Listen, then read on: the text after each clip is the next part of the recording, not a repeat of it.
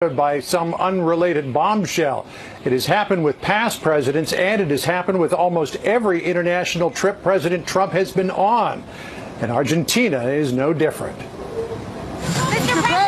Heading to the helicopter this morning at a 10-hour flight to Buenos Aires, President Trump unloaded on Michael Cohen with both barrels. He's a weak person, and by being weak, unlike other people that you watch, he's a weak person, and what he's trying to do is get a reduced sentence. So very simply, Michael Cohen is lying. President Trump insists the Moscow Trump Tower proposal was not a secret. In fact, Michael Cohen had revealed plans for a big project in Moscow to Fox News. But contrary to what Cohen told Congress and Fox News, President Trump says it was his decision, not Cohen's, to cancel the project. I decided not to do the project, so I didn't do it. So we're not talking about doing a project. We're talking about not doing a project. The Cohen plea bombshell suddenly added even more significance to President Trump's scheduled meeting at the G20 with Russian President Vladimir Putin. But the president had only been on Air Force One for a heartbeat when he tweeted, "Based on the fact that the ships and sailors have not been returned to Ukraine from Russia, I have decided it would be best for all parties concerned to cancel my previously scheduled meeting in Argentina with President Vladimir Putin. I look forward to a meaningful summit again as soon as this situation is resolved." The cancellation came as a surprise. Russian officials confirmed just this morning that the meeting was on. Well, you know, the thing is that Washington actually has confirmed the meeting. It will be around midday on the 1st of December. And on the way out the door, President Trump seemed to indicate it was a go. I probably will be meeting with President Putin. We haven't terminated that meeting. I was thinking about it, but we haven't. I think it's a very good time to have the meeting. En route to Buenos Aires, the press secretary filled in some detail on the decision, saying President Trump canceled the meeting after reviewing a detailed report on Russia's actions in Ukraine and being briefed by the Secretary of State, National Security Advisor, and Chief of Staff. Canceling the Putin meeting leaves the summit with Chinese President Xi as the premier event of the president's trip. President Trump is optimistic about the possibility of a breakthrough on trade, but he tweaked Xi just a little bit this morning to remind him of the stakes. I think we're very close to doing something with China, but I don't know that I want to do it, because what we have right now is billions and billions of dollars coming into the United States in the form of tariffs or taxes. I'm open to making a deal, but frankly, I like the deal we have right now. Sources tell Fox News that the president first learned of the Cohen deal last night. A member of his legal team, Jane Raskin, was informed of the pending deal by the Department of Justice. Raskin then informed the president. Fox News is told by sources that the president's reaction was rather nonplussed. He didn't really seem to worry too much about it, saying it only proves what he has known all along, that Michael Cohen is a liar. Brett? John Roberts in Buenos Aires at the G20 summit. John, thanks. President Trump says he was a businessman before he was president and, as you just heard, did nothing wrong in regards to Russia. And his lawyer is confirming to Fox News that the president did answer questions about the real estate project or possible project in Moscow to the special counsel. Chief Intelligence Correspondent Catherine Herridge has that part of the story tonight. Good evening, Catherine. Thank you, Brett, and good evening. Speaking to Fox News earlier today, the president's lawyer, Rudy Giuliani, confirmed Special Counsel Mueller asked questions about the Moscow real estate proposal, and there is, quote, no contradiction between the president's written answers for Mueller and Cohen, whose congressional testimony paved the way for today's deal. When the president's former personal attorney testified behind closed doors to the Senate Intelligence Committee last year, he also provided a two-page written summary about a Moscow real estate project. According to a draft obtained by Fox, Cohen told congressional investigators the proposal was under consideration at the Trump Organization from September 2015 until the end of January 2016. But Cohen told a New York court the discussions lasted another 5 months. Cohen continued, I never considered asking Mr. Trump to travel to Russia in connection with this proposal. To the best of my knowledge, Mr. Trump was never in contact with anyone about this proposal other than me on 2 occasions. But the plea says Cohen agreed to travel and contemplated his boss might also make the trip. On Capitol Hill, the Senate Intelligence Committee leadership reacted. There seems to be a trend here amongst so many of the president's closest allies that they don't tell the truth. I haven't seen the specific indictment or the plea, but this is a reason people shouldn't lie when they're in front of a congressional investigation. Felix Sater, Russian-born business developer, told the Senate panel that he was the go-between on the Moscow project. In this November 2015 email, Sater boasts to Cohen about his ties to Russian President Vladimir Putin. Quote, "Buddy, our boy can become president of the USA, and we can engineer it. I will get all of Putin's team to buy in on this. I will manage this process. There's no one on this planet that wants Donald elected more than I do." The Moscow real estate deal was never sealed. We were thinking about building a building. I guess we had in a form, it was an option. I don't know what you'd call it. I decided ultimately not to do it. There would have been nothing wrong if I did do it. Based on the new Cohen timeline, the negotiations with Moscow continued well into the presidential campaign and during the same month of the controversial June 2016 Trump Tower meeting. Legal experts say Cohen may be problematic for the special counsel in the future. At some point, someday, Bob Mueller might call Michael Cohen as a witness. This is a guy who you have indicted for making false statements to Congress, and at the same time, you're now holding him up as a model of probity or as someone whose word can be taken at face value. In today's plea, Cohen said he briefed Trump family members, but none of the president's children are identified. Meantime, in his Senate testimony, Donald Trump Jr. said he was, quote, peripherally aware of the deal. Brad. Okay, Catherine, stand by if you would. Let's talk more about the implications of the Cohen plea with Catherine here, and also joining us from New York, Fox News senior judicial analyst, Judge Andrew Napolitano. Judge, you hear the president. He says, listen, I was a businessman. I was running for president. I could do this. The deal never came around. It didn't materialize. Where is the threat to the president in this particular development today? Well, the statements that the president made, which you just summarized, are all probably true, and they don't reflect anything unlawful.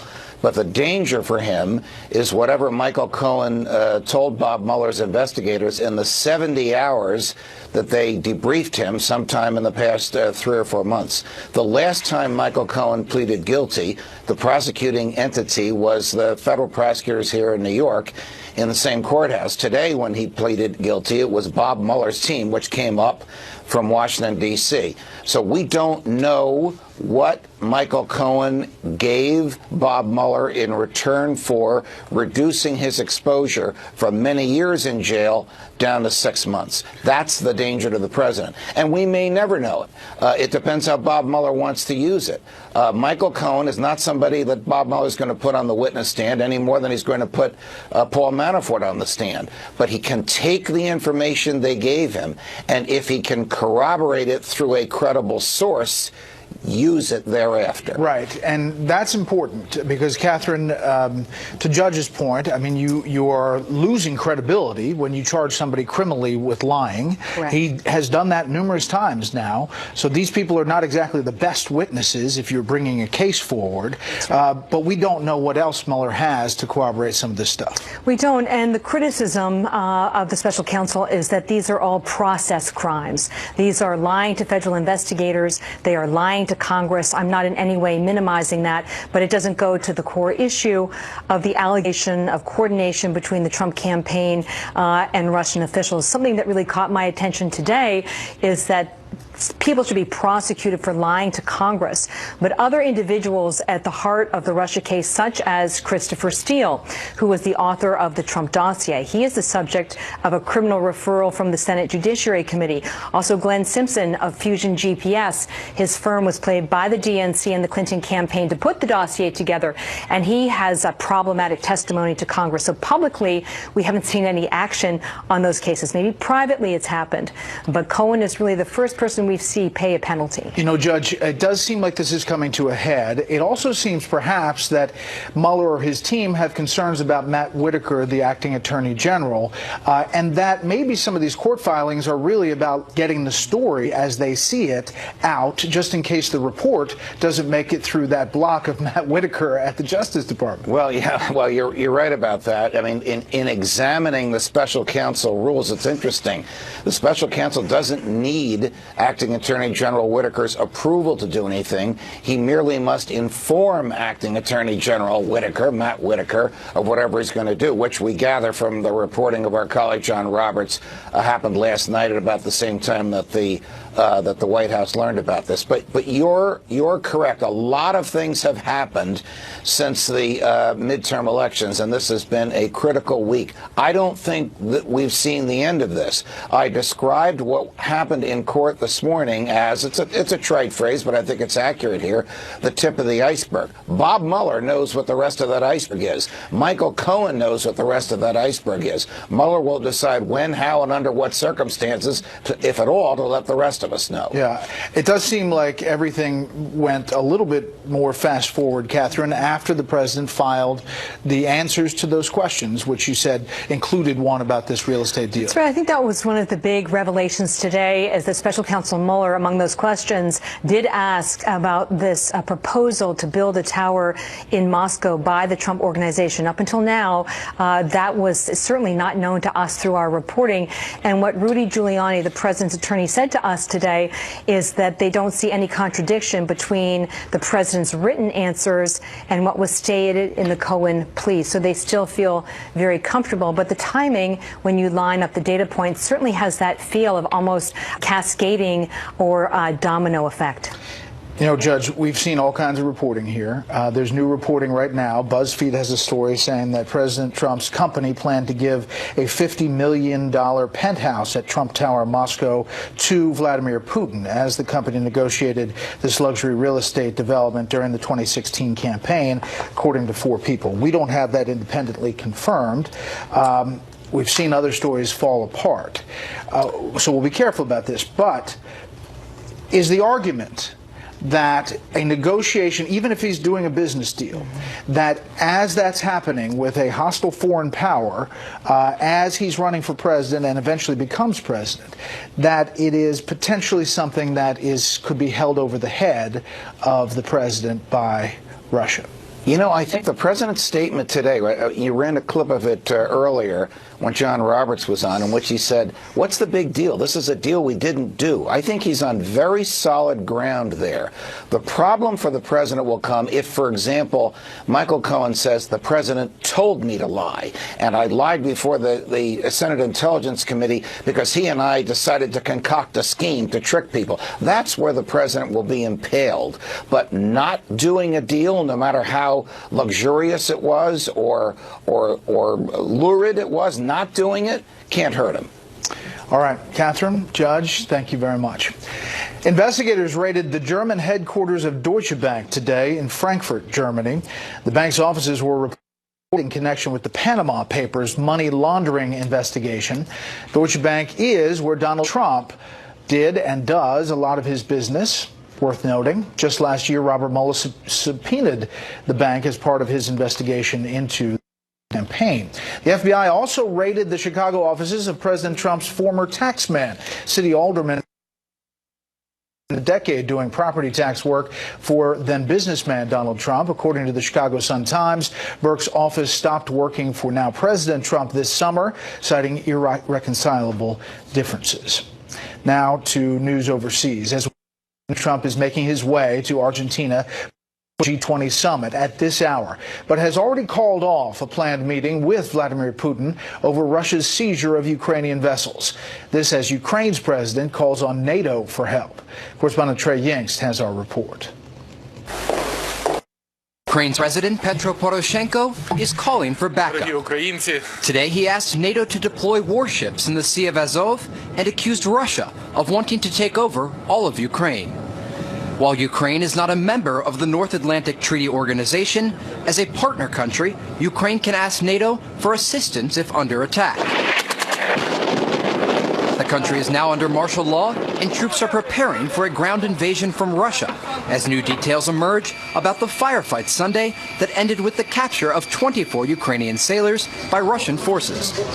The deputy head of security service in Ukraine released new intelligence today about the clash, saying the Russians used attack helicopters with rockets, fighter jets, and also large-scale Navy weapons, suggesting the Russian operation was pre-planned. The Ukrainian soldiers miraculously survived after suffering 6 various types of attacks by the aggressor. Tensions continue to flare between Russia and Ukraine near the Sea of Azov, as a Ukrainian minister said today that Russia is blocking two of his country's major seaports, affecting at least 35 vessels. Officials also say the Kerch Strait is blocked for Ukrainian ships. A Kremlin spokesperson is denying that the Russians are blocking any movement in this area. Today I spoke with a Ukrainian resident in the town of Berdyansk, one of the port cities that is reportedly being blocked by Russian forces. He said, quote, "We are trying to keep calm and hope for the best. Ukraine is really in need of support from the world." Brett? Trey, thank you.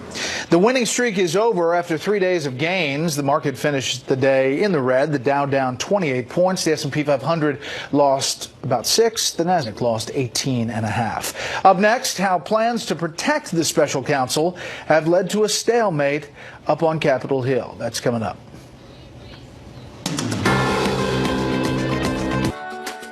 This is a Fox News alert. Just a short time ago, Republican Senator Tim Scott of South Carolina said he will oppose one of President Trump's judicial nominees, essentially spiking Judge Thomas Farr's appointment to the federal bench. Farr has been accused of efforts to disenfranchise black voters. It was a controversial appointment, but was expected to go through. This move comes as the president's own party holds things up on Capitol Hill in a fight over protecting special counsel Robert Mueller. Chief Congressional Correspondent Mike Emanuel shows us how.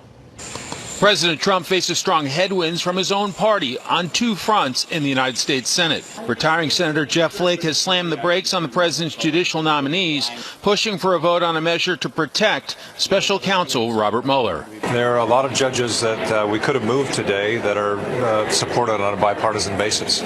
I want to move some of these judges. I just think it's priority right now to get a vote on the special counsel bill. The Senate was expected to vote today on Trump judicial nominee Thomas Farr, but that was bumped to next week. All 49 Democrats are against him, and with Flake a no and other Republicans on the fence, Farr is on hold, lacking enough votes, and the Senate Democratic leader is piling on him. There is simply a preponderance of evidence that Mr. Farr was involved, often intimately, in decades of voter suppression in North Carolina. There's also intense frustration from senators that CIA Director Gina Haspel hasn't been sent to brief lawmakers about the brutal murder of Jamal Khashoggi. Instead, Secretary of State Mike Pompeo and Defense Secretary Jim Mattis addressed senators. It's outrageous that the Senate can be stonewalled from hearing from the CIA director. A day after saying he was, quote, pissed about not hearing directly from Director Haspel, White House ally Senator Lindsey Graham says he's been promised he'll get answers from the CIA, but thinks it should brief all senators. I hope they will, but, it's up to, everybody else can get a briefing if they want it. I would recommend they brief the entire Senate, but they're going to brief me. Graham joined with his Senate colleagues in a 63-37 warning shot at the White House yesterday, voting to suspend U.S. military support for the Saudi-led war in Yemen. And many Republicans say they aren't willing to give the Saudis the benefit of the doubt. I don't trust any of them in any countries in the Middle East, except for Israel. I trust the countries like I trust gas station sushi, and I think most Americans feel that way. The dilemma on this Thomas Farr nomination that just unfolded in the last few minutes is you have all 49 Democrats saying they are no. Jeff Flake says he's uncomfortable with the nomination. He's a no. And then you had Tim Scott becoming a 51st no. That's why you have Senate Democratic leader Chuck Schumer declaring victory tonight and praising Senator Scott for his courage. Brett? Mike Emanuel live on the Hill. Mike, thanks. Retiring House Speaker Paul Ryan is casting doubt on the California election system as it appears 7 Republican-held seats will flip to Democrat control. Ryan saying today that it just defies logic, that 3 weeks after the election, they have basically lost every California race. Ryan is not, however, calling for an investigation into the matter. As it stands tonight, Democrats will have control of the House 234 to Republicans 199 in the new year. However, that's expected to go up by at least 1. Democrats flipped 39 seats. It could be 40 if that California race is called. The average loss for a president's party is 33 seats. As we mentioned, 2 are still uncalled, 1 in California and 1 in New York. Speaking of California, California Democratic Party Chairman Eric Bauman is resigning following sexual misconduct allegations. Bauman announced his decision late this afternoon, just hours after Governor-elect Gavin Newsom called for him to step aside. Bauman released a statement saying he's come to the realization that resigning is in everyone's best interest, including to those who he may have caused pain, and for the good of the Democratic Party. Up next, a sex trafficking case with ties to some of the biggest names in politics. You'll see it here. First, beyond our borders tonight, the World Health Organization reports that the deadly Ebola outbreak in the Congo is now the second largest in history. The Congo's health ministry announced the number of cases has reached 426. Experts believe it could be another 6 months before that Ebola is contained. And China's government has ordered a stop to work by a medical team that claims to have helped make the world's first gene-edited babies. A Chinese researcher claims to have altered the DNA of twin girls born earlier this month and has said a second pregnancy may be underway. Hong Kong has ordered an investigation. Just a couple of the other stories beyond our borders tonight. We'll be right back.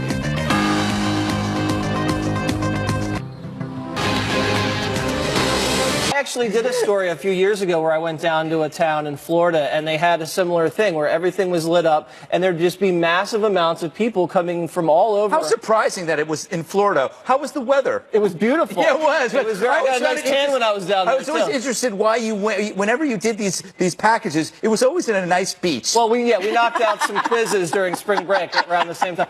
But neighbors have legit complaints about their streets getting crowded up. But you know what I say? Who cares? It's Christmas. It is Christmas. And the neighbor was the mayor, you guys. So the reason that the mayor is shaking down that poor guy is because he lives 200 feet away. He's probably jealous, and he has to wade through the crowd like a Grinch before he gets home. That. Maybe one of his relatives died through an electrocution of Christmas lights, and every day he comes home and he sees those lights and he thinks of Uncle Steve, who fried in front of him, and he was never the same. You know, you are so cruel, Emily. Oh. It's disgusting. Uncle Steve. Uncle Steve, yes. Hardly. I am the Christmas elf. Okay, Juan, what would you do if that was your neighbor? Would you, go outside with hot chocolate, pass it around? No, I would be upset because the streets would be crowded, everything would be a mess. But you know what? I like it because I want to go see it. So I love that stuff. But I must say, if it's in your neighborhood, and I know because I go into neighborhoods where they have big light displays. And I think this is great fun, but I know there's a throng of people all around. You can't get through. And I thought it was not fair of you to go after the mayor because he's a neighbor. He's not trying to. So he's saying, hey, look, you can't get safety vehicles through. Nothing can get through. And you know what happens at least in D.C. is like the big one, which is at a bishop's house. It ends at a certain hour so that they know that basically it's on from, nightfall around 6 until 9, and then that's it. Nobody else. And it comports with local ordinances. Yeah. God bless that bishop. Dana, Candy Cane Lane. Earlier this week, there was another story where a family, I think it was either Utah or Idaho. I think it was Idaho, where the family was sued because they had a similar situation, and guess what? They won on First Amendment grounds. So I think that we should take this war on Christmas to the Supreme Court, to the new conservative court, and see if we can end this war on Christmas once and for all. Yes. I will take that case. Okay, another Christmas controversy we are following. Rudolph is under attack. The Huffington Post slamming the classic children's movie as, quote, seriously problematic for apparently promoting bullying, racism, sexism, bigotry, homophobia, and lack of acceptance. Dana. Well, this is my favorite Christmas show, and one of the reasons I liked it so much is because it taught me about being kind to others. I mean, the lesson of the show is that you have to be inclusive of everyone, and that some people go through a tough time, and you need to be nice to them. Is that why you keep telling me to watch that? Yeah. You know what? Rudolph, you know why his nose was red? He was a drunk, okay? He had a substance abuse problem. Look, this is how idiotic the Huffington Post is, okay? They're saying it's about bullying. It's actually against bullying. If you use the Huffington Post logic, you could never have a book that talks about good versus evil because it would contain evil in it. And they also use that phrase problematic, which is the phrase you use when you can't come up with a reason to explain what you think. By the way, the Huffington Post is owned by Verizon, so direct your letters to Verizon. They hate Christmas. They hate cute little deers. Oh, you just blew up the PR. But you're right. It's like the saying about fairy tales, right? That stories about dragons teach us that they can be overcome. That's why they have that place. So you're right. So One, what do you think about the war on now Rudolph too? Do you think there's something This is to be said silly. for This that? is like ridiculous. I mean, who doesn't love Rudolph the Red-Nosed Reindeer? I mean, the argument is sort of an intellectual, reductive argument about the fact that there's so much bullying going on, so much picking, not only on Rudolph, but on his dad for having a son who has a red nose, and the shaming of the little guy, and then he overcomes. I understand the story. I also understand that you don't want to celebrate things like shaming, like in Cinderella. You don't want to go on about the story. that. So, but that's you're right, Greg. But it's in the story, and I think what they're saying is, look at this. And the way, you know what? They're insulting everybody who reads. No, I don't think this is about reading. This is about TV and little kids watching and seeing somebody is being bullied and they excluded. love Rudolph. Everybody watches. It's on Rudolph's side, except the Huffington Post, because they're trying to. This is clickbait for a pathetic website owned by Verizon. Oh yeah. Jesse, your take. Well, I mean, I empathize with Rudolph. I was severely bullied as a child, and you know, you deserved it. Really? It was my good looks, my intelligence. I was really cast aside. I had no friends. So this was one of those things. I really could see the lessons here. Right. And the point is, you don't glorify the bulliers when you watch this. Right. The bulliers end up being the bad guys. The bulliers. Those are the French bullies. The bulliers. Oui, oui. The French always lose, so that makes sense. The bulliers. So I'm surprised you corrected me, and Dana just sat there. Dana, where are you? Are you awake? I didn't want to bully you. Thank you. Good. All right, ahead, the five faces off in an epic battle of trivia. Find out who will be crowned the quiz show champion.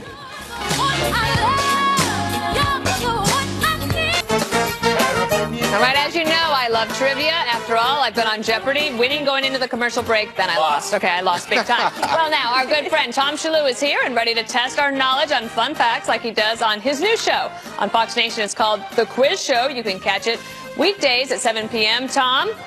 Here's how it works, guys. Jesse's the only guy who has been on the quiz show, but I hope you all come on. I answer questions. I ask questions, you answer them. You have an A, a B, and a C. Okay, I will try to be articulate. I have a question. Why are you wearing what I wear? Greg, let me do the question. This is mine. I'm a poor man's Gutfeld. You know it, Greg. That's what you told me when I started working here. Question number one. Poor man's Gutfeld. That's redundant. Stop the mutiny.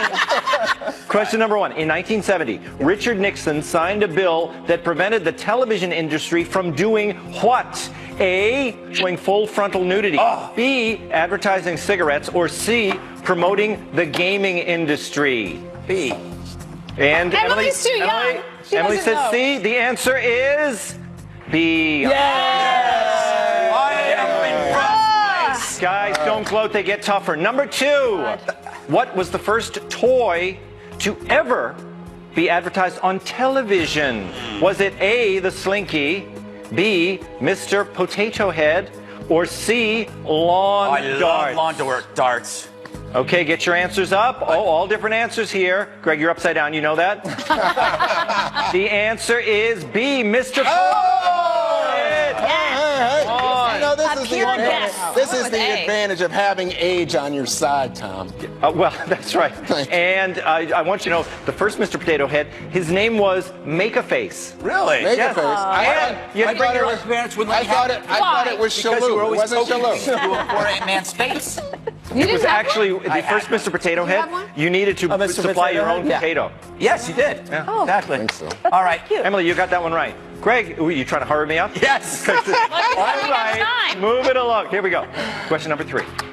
The Nevada State Prison used to have what available to its inmates? Was it A, courses on dealing blackjack, B, monthly visits from magicians and face painters, or C, a casino?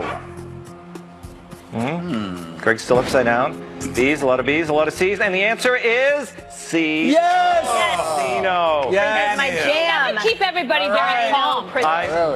We're keeping you honest because I think our producers are counting the votes, so we'll know who's the winner. That's right. Between 1932 and 1967. We don't need to know. Greg, this is the great. We need to know our history. Greg, the follow-up facts are what make the quiz show's so special. Maybe okay? in your sad life, Tom, but in my life, I like to move on. They had a casino in the Nevada State Prison. That's what I was going to tell you. Okay, we can get it. We got it. Number 3. Number 4. Which fast food mogul once shot a rival in the shoulder while fighting over advertising space? Was it A, Dave Thomas of Wendy's, as you know, B, Ray Kroc of McDonald's, or C, Colonel Arlen Sanders from Yes KFC? Your answers, please, ladies and gentlemen. All cards are up, and the answer is C. Colonel, he's a gun. Sanders. Strapped. That's a Mad. Strapped. Yes. You know, this is a family show, don't you, girl? Oh. Okay. What'd she do? Dana and Emily I'm very close. Dana and Emily are in the lead. Come on. 4 points each. Women are achieving everywhere. One has 3. Yes, Me too. So you two are behind. You gotta Start back catch the up. war on women, Greg. They don't have to come back. Whose side are you on? Would you guys let me do Be my follow-up objective. back? Colonel Sanders. We don't want to know about the facts. He shot a man in self-defense, his own business associate, and the man died. He died. Oh, Wait a second. That's actually sad. That's not a good follow-up fact. That's a sad follow-up fact. This is that's like the Donner Party. Did he end up in the bucket? Here we go. Question number 5. Fried green tomatoes. What Grammy-winning rap superstar was born Curtis Ames Jackson? Was it A, Eminem, B, 50 Cent, or C, Lou Dobb? You know, I want to say C, but I think Lou'd be really mad at me, and then he'd say I was anti-Trump for calling him out. You're all B on this one, huh? Well, that's interesting because the answer is B. By the way, he's been on FBN. Has he? Yeah. Dana won and wait, that's it. I only have Dana 5 looked questions. at my card Dana now. won and Emily, you all. She looked at the answers. won. Yes. You guys met before the show. Champion round or Who won? There's a reason Wait a I second. only How can play you doubt that I won, dude? the Come quiz on. show. Come on. with Juan one won the guest supermarket at a time. showcase. Tom, make up a and question off the top of your head. How can people Make one play up. this game themselves at home, Tom? If they subscribe to Fox Nation, they can watch it Oh my every God. night at 7 o'clock. I'm the last show How might on they Fox subscribe? Nation. I'm curious because I don't know, despite working here, how would one subscribe? Go to foxnation.com and you can subscribe. It's all sorts of great deals. Greg, you have a show on it, and I just watched your wonderful interview with Scott Adams on Fox Nation last We night. mentioned It's great. drug use. I think you guys are deflecting the fact that Greg just got 1 point. That was a pro performance. I like that. I think You're good at that monologues. that was an attempt by Emily at a cut down or a put down. Which was it? Which was it? And you can also see almost every single Water's World segment on Fox Nation, which is almost every single one. Wow. What were the ones they cut? Yeah. You got the right question, Tom. Which one? I'll ask the questions. Hey, by the way, do I get a little more respect having won both the supermarket and... No, you don't get no respect. Okay, all right. Thanks, Tom. It's the only time one is right. Oh, that's a... One more thing is up next. Call Trump now. Call Trump now. The winner of the quiz, Mr. Williams. Thank you, sir. Thank you. It's time of year for Christmas miracles, and I've got one for you. Susie Rabach of California, she's pregnant with twins, but the 36-year-old just found out she has blood cancer and needs a bone marrow transplant. When no match could be found among 30 million people worldwide on the bone marrow registry, she went online, and with the help of country music superstar Carrie Underwood, more than 50,000 people signed up for the match registry. Wow. Now, here's the miracle. They found a match. Here's Rebecca. Thank you from the bottom of my heart to everybody. This is more than I could even ask for. It's my Christmas miracle. Wow. Rebecca will deliver her twins before undergoing the transplant. All the best. Hollywood happy miracles. I think I Steve Harvard you on. You didn't win. Who was the winner? I was the winner. Oh, you guys all tied. Hey, come on. Hey, Greg and I lost. Hey, what is with you? You can't even say that I won? Holy If I don't win, I don't America loses if we keep talking about it. All right, Dana. Okay, so you know, if you watch the show, I like to read books. I talk a lot about books. We were talking about Fox Nation and how you can see it. So I have a show there called Dana's Book Club, and my first guest was Greg Gutfeld, and you can see a little clip here. I get to go with my notes and my laptop to one of 4 favorite bar restaurants, sit in the back. They know me, open up the laptop and just start writing, and I drink, and I stop writing when I'm not when I'm too buzzed. Like when all of a sudden it's like I can't read. So it's about a 25-minute interview. It's very good, all about Greg's book. That's 25 minutes? Yes, 25 minutes of that. I know. I mean, there's a lot. 25. And, you know, that's the best part of it, by the way. That's the apex. It shows the best part. 25 whole minutes of that. Oh, my God, I can't wait. All right, you know what? They said it was their most popular download. You are such a bullier. Stop your bullying. Yeah, well, he's Rudolph the Red-Nosed Anyway, Reindeer. FoxNation.com. Fox Nation. You know, is it me? Yeah. You know what it's time for? Yeah. Oh, no. Animals are great. Animals are great. Animals are great. You're going to be so sick of this. That's the goal. All right, you know, there are two animals in this video. Take a look at this. You got a dog and a goat. Usually these types of films are disgusting, but not this one because the goat just loves to jump over the dog. Dog doesn't seem to mind because animals are great. Animals are great. I think that's run its course. It's incurable. Oh, yikes. It's incurable. All right. This is Jesse's workout tip, everybody. Check this out. Jesse. What is that? That's not real. That looks like a straight All right, so it's a Chinese guy in Shanghai trying to do a pull-up. Look what happened. Oh! Down he goes. Ouch. You know what? I'm going to make an analogy. Greg, do I have your permission? I'm afraid, but go ahead. This is like the Chinese economy after the Trump tariffs. Oh, yeah. You know what? They're trying to hang on and boom. Yeah, really. Can't win. Looks like GM. Oh, cheap shot, Juan. Oh, yeah. Is that the Chinese? I thought those were the Chinese. All right, Emily. Okay, so Miss May was only a puppy when her owner, Cassandra Cabrera, who was a 5-year Army soldier, was deployed to Africa. Now, Soldier Cabrera came back after an 11th-month deployment, and she was worried that while she was away, her pup wouldn't remember her. On Thanksgiving, she came back with only 1 day notice to her family, and we can see here that Miss May was jumping for joy. Absolutely adorable. I never get tired of these kinds of videos, ever. You shouldn't. You know why? Because animals are great. Some animals are great, Dana. Some, not all. All right, can we take this wide for a second? I just want to make sure everybody knows at home. Dana is actually wearing heels. She's even shorter. I'm not wearing heels. I'll take them off. Shorter than she appears on. Hey, that's Dana without any heels. Amazing. Yeah, and Greg's wearing heels. Greg, take your heels. I'll take mine off. There he goes. Those are some stilettos. You know what? You know what I have to say to that? Yes. Greg is great. Greg is great. Greg is. We can. We're animals. No, Greg is great. I don't know about sitting in the place drinking while you're writing, but yes, everybody check out that on Fox Nation. Best-selling books. All right, oh my set God. your DVRs. Never miss an episode of The Five. Special report up next with Bret. Can't you get Dana an apple box or something? All right, thanks, Jesse. This is a Fox News alert. Welcome to Washington. I'm Bret Baier. We're learning tonight that President Trump knew his former attorney was going to cop a deal hours before the rest of us, as many of us were caught off guard this morning when Michael Cohen pled guilty today at a New York courtroom to lying to Congress about a Trump real estate project in Russia. The president lambasted Cohen today before leaving for the G20 summit in Argentina, calling Cohen weak and saying he's lying. While the president has been traveling, reaction to Cohen's surprise plea agreement has been, as you can imagine, growing, as well as a lot of talk about what Cohen's agreement to work with the special counsel could now mean for the president and his family. We have Fox team coverage. Chief Intelligence Correspondent Catherine Herridge here with a closer look at the plea deal and the legal implications. But we begin with Chief White House Correspondent John Roberts, who is in Buenos Aires tonight ahead of the president's arrival to the G20 summit. Good evening, John. Good evening to you. Brett and I have rarely been to one of these international summits where the news of the summit has not